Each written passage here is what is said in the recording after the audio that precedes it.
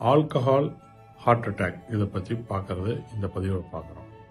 குடிப்பழக்கம் இருதயத்தை பாதிக்கும், மூளையை பாதிக்கும், ஈரலை பாதிக்கும். இது காமனாக பாதிக்கிறது.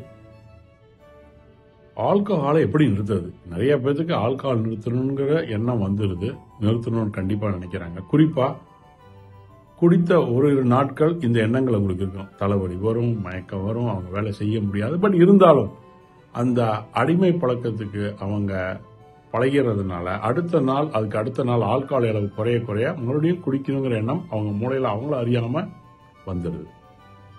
இதுக்கு நீங்க கண்டிப்பா இதோட நிறுத்தணும்னு நீங்க முடிவு பண்ணோன்னா நீங்க மருத்துவரை அணுகி குடிப்பழக்கத்தை நிறுத்துறதுக்கு என்ன பண்ணணும்னு கேட்டு, இதுக்கு டி அடிக்ஷன் ப்ரோக்ராம் இருக்கு, கவுன்சிலிங் இருக்கு, காக்னிட்டிவ் பிஹேவியர் தெரப்பி இருக்கு, மெடிசன்ஸ் இருக்கு.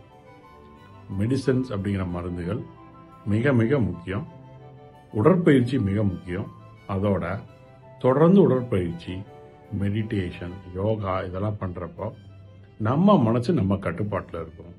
இன்னைக்கு குடிக்கணும்னு எண்ணம் வர்றத நம்ம கட்டுப்பாட்டினாலும் மனசுனாலையும் கட்டுப்படுத்தி நம்ம மனசை திசை திருப்பி குடிப்பழகிறது நம்மளால வெளிப்பட முடியும்.